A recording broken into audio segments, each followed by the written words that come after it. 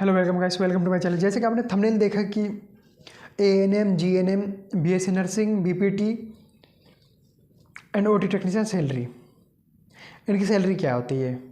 तो मैं आपको आज इस वीडियो में बताऊंगा कि इनकी सैलरी क्या होती है, कितनी होती है।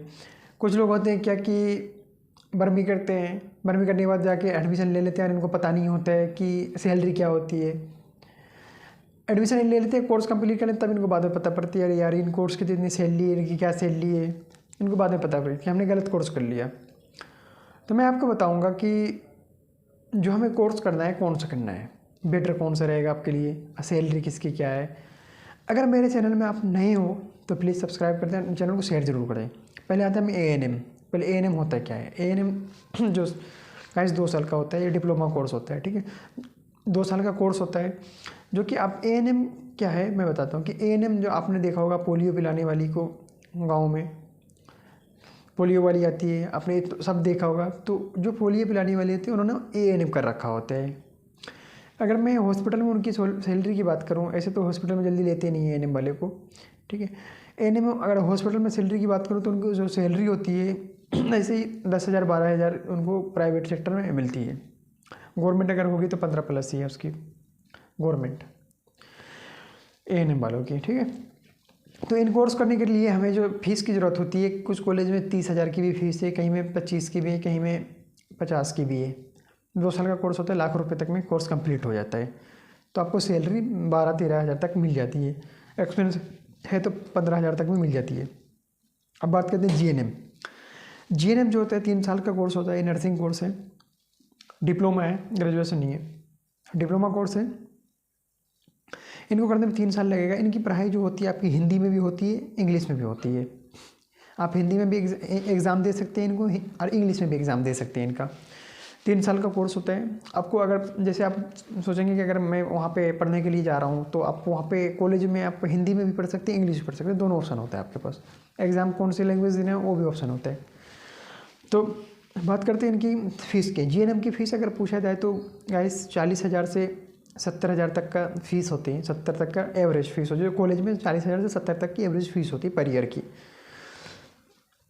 40 से 70,000 की, ठीक है। और अब आते हैं इनकी सैलरी के बारे में। जीएनएम की, जीएनएम की जो मोस्ट रिक्वायर्ड होती है हॉस्पिटल में होती है एज ए नर्सिंग स्टाफ।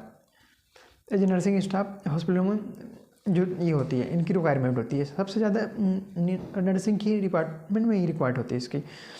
इनकी सैलरी जो स्टार्टिंग होती है 12,000 से स्टार्ट होती है, 30,000 तक जाती है। एक्सपीरियंस पे डिपेंड करता है, आपको 2 साल का एक्सपीरियंस, 3 साल का एक्सपीरियंस उस हिसाब से लगेगा। लेकिन हाँ 12,000 से शुरू होते हैं। एज ए फ्रेशर है आप तो 12,000 से स्टार्ट हो जाती है, ठीक है। तो इनको करने के लिए, कोर्स को करने के लिए आपके पास फिजिक्स, केमिस्ट्री, बायोलॉजी होना चाहिए 12वीं क्लास में। और इनकी जो 3 साल की कोर्स होती है, इनकी जो कोर्स ड्यूरेशन 3 साल की कोर्स होती है, 6 महीने की इंटर्नशिप होती है, ठीक है। कोई तो कोर्स कंप्लीट करने के बाद ही जॉब ले लेते हैं, कोई तो 6 महीने के बाद जाके लेते हैं। जैसे आपको कहीं मौका मिल जाता है तो उस तरह से आप जॉब ले लेते हैं। अब आते हैं ओटी टेक्नीशियन पे। ओटी टेक्नीशियन एक डिपेंडेंट होता है, इंडिपेंडेंट नहीं है। आप डिपेंडेंट एक हॉस्पिटल के पे, एक डॉक्टर पे, कि आप वो ऑपरेशन करेंगे तब ही जाके आप सपोर्ट कर सकते हैं। उस समय में आप अपना कुछ भी नहीं कर सकते। उनका तो कोई ये ही नहीं है, कोई रास्ता ही नहीं कि जाके हम अपना कुछ कर लेंगे, तो उसके लिए कुछ है ही नहीं। क्योंकि भाई ओटी टेक्नीशियन जाके कहीं अपना ऑपरेशन थिएटर नहीं खोल सकते, अपने जाकर सर्जरी नहीं स्टार्ट कर सकते हैं, क्योंकि उनको डॉक्टर ही करेंगे। वो एक सपोर्टिव है, आपको सपोर्ट करना पड़ेगा। जैसे आप डॉक्टर हैं, आप जैसे डॉक्टर स्टार्ट किया, सर्जरी स्टार्ट करेंगे तो उस समय आपको सारे इंस्ट्रूमेंट जितनी रेडी करके रखनी होगी, उनका सर्जरी के टाइम आपको हेल्प करना पड़ेगा। तो वो ऑपरेशन थिएटर टेक्नीशियन बोलते हैं उसको। तो इनकी जो कोर्स है 3 साल की कोर्स होती है इनकी।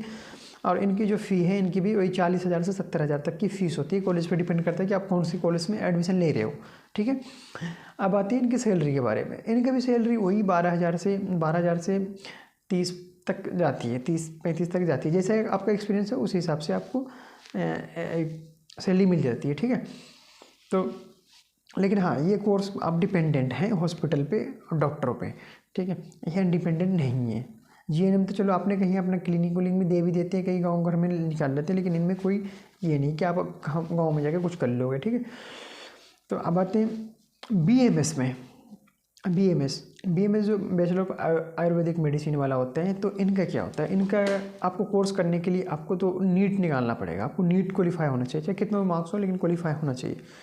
कहीं पे तो 200 प्लस 250 भी मांगते हैं, इतना मार्क्स भी मांगते हैं कॉलेज में, ठीक है। कहीं पे तो सस्ते में ही हो जाता है कि भाई आपने 170 190 ला लिए तो इतना में एडमिशन हो जाता है, लेकिन अब मुश्किल हो रहा है, अब एडमिशन नहीं होते। पहले का टाइम गया कि भाई मार्क्स ला लिए 270 150 130 ला लिया हो गया, नहीं अभी मुश्किल हो जाते हैं इतने में, ठीक है।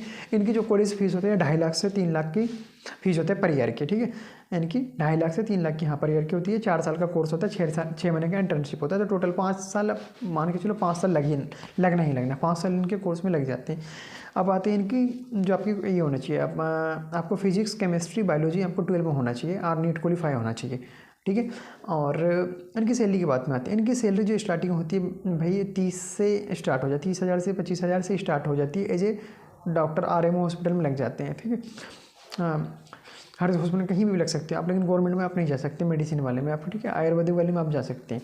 और क्या बोलते हैं कि आप इनकी एक्सपीरियंस जैसे बढ़ती जाती है, सैलरी भी बढ़ती जाती है, ठीक है।